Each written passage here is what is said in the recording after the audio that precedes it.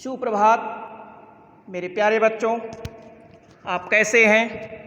मैं आशा करता हूँ आप स्वस्थ होंगे, सुरक्षित होंगे। आपने मेरे पिछले वीडियो में ध्वनि कविता की प्रारंभ की पंक्तियों को पढ़ा था और उसके साथ ही साथ आपने कवि के बारे में भी जाना था। तो सूर्यकांत त्रिपाठी निराला जी अपनी कविता के माध्यम से लोगों को, इस संसार के जो आलसी लोग थे, जो क्रांति की भावना में या उनके क्रांति में कूदना नहीं चाहते थे, ऐसे लोगों को उन्होंने अपनी काव्य रचनाओं के माध्यम से जगाने का प्रयास किया था। तो आइए चलिए हम लोग इनकी अगली पंक्तियों पर बढ़ते हैं।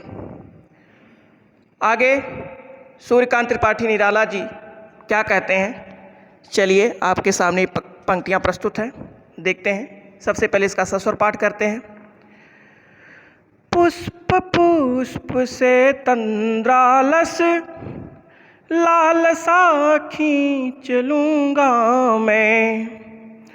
पुष्प पुष्प से तंद्रालस लालसा खींच लूँगा मैं। अपने नवजीवन का अमृत सहर्ष सींच दूँगा मैं। और द्वार दिखा दूँगा फिर उनको, है मेरे वे जहाँ अनंत। अभी न होगा मेरा अंत, अभी न होगा मेरा अंत। तो कवि सूर्यकांत त्रिपाठी निराला जी कहते हैं कि जब तक इस संसार के एक एक पुष्प से, पुष्प मतलब फूल, फूल से, अर्थात यहाँ फूल किसको कहा गया है? यहाँ के जो भारतीय लोग हैं उनको फूल कहा गया है। और जो कैसे हैं? तंद्रालस यानी आलस्य में पड़े हुए हैं। वो कहते हैं कि उनके अंदर के आलस्य को मैं क्या करूँगा? नष्ट करके लालसा खींच लूँगा मैं। उनके अंदर लालसा, अभिलाषा को उत्पन्न कर दूंगा।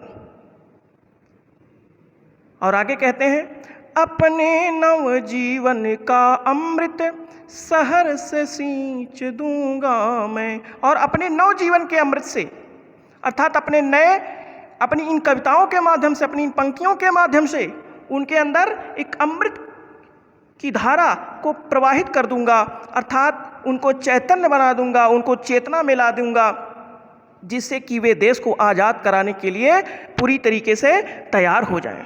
और कहते हैं कि द्वार दिखा दूंगा फिर उनको, है मेरे वे जहाँ अनंत।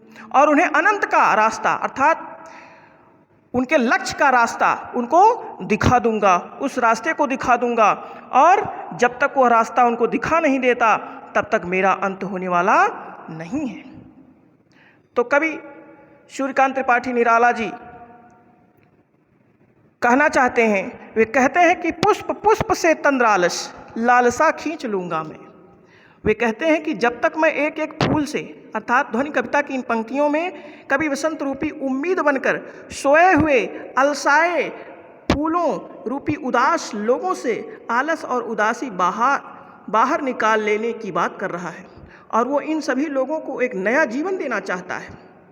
इसलिए उन्होंने कहा है कि मैं हर पुष्प से, एक एक फूल से आलस्य व उदासी खींचकर उसमें नए जीवन का अमृत भर दूंगा, अर्थात उनको पूरी तरीके से जीवित कर दूंगा। जो एकदम अलसाए हुए हैं उनके अंदर एक क्रांति की भावना को उत्पन्न कर दूंगा, उनको चेतना में ला दूंगा। ऐसा उसका लक्ष्य है। किसका? कवि का। कवि आगे कहता है कि द्वार दिखा दूंगा फिर उनको, है मेरे वे जहाँ अनंत, और अभी न होगा मेरा अंत। वो कहता है कि निराला जी कहते हैं कि मैं सोए हुए फूलों, यानी कि जो निराश लोग हैं, उनके जीवन जीने की कला उनको मैं सिखा दूंगा। फिर वे कभी उदास नहीं होंगे और अपना जीवन सुख से व्यतीत कर पाएंगे, अर्थात किसी भी प्रकार की उन्हें चिंता नहीं रहेगी।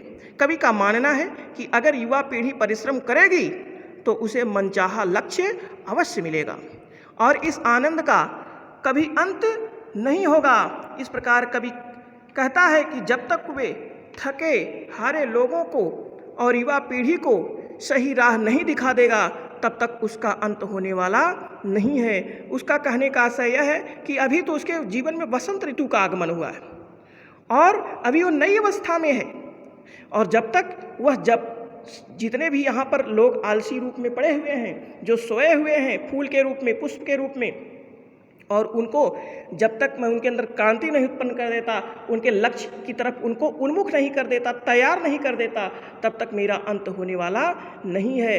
कवि इन पंक्तियों के माध्यम से यही बताना चाहता है कि हर हालत में, कोई भी परिस्थिति हो, चाहे कितना भी अंग्रेज हमारे ऊपर हमारा दोहन करे, हमारा तिरस्कार करें, परंतु हमें क्या करना है, उनका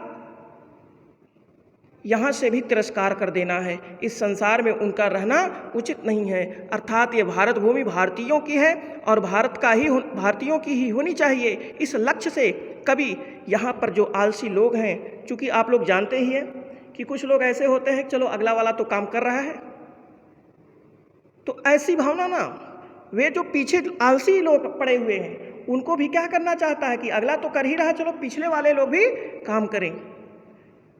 अर्थात वह सबको एक तरफ से तैयार करना चाहता है कि सभी लोग तैयार हो जाओ और इस क्रांति के सैलाब में, युद्ध में एकदम से कूद जाओ और अंग्रेजों को यहाँ से मार भगाओ।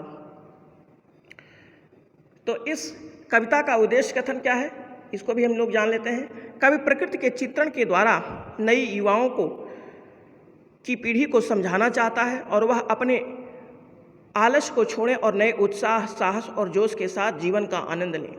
जैसे कहने का आशय यह, आप लोग भी अभी एक नव युवक की श्रेणी में आने वाले हो और अभी आपकी किशोरावस्था चल रही है, और इस अवस्था में यदि आप चैतन्य होकर के अपने कार्य के प्रति तत्पर नहीं होंगे तो आप जीवन में सफल नहीं हो सकते। इसलिए आपका मुख्य कर्तव्य यही है कि आप की जो जिम्मेदारी है, आपका जो कर्तव्य है, उसका सही ढंग से आप पालन करें। और इसी उद्देश्य से कवि यहाँ की युवा पीढ़ियों को जागृत करना चाहता है। प्रकृति ने फूलों की भरमार की है और उसकी सुंदरता और खुशबू चारों तरफ फैली हुई है, इसलिए वह कहता है कि वह सभी को हर तरीके से तैयार देखना चाहता है। तो सारांश आप लोगों ने पिछली कक्षा में, पिछले वीडियो में आपने देखा था। इस प्रकार ये चैप्टर आज समाप्त हो जाता है।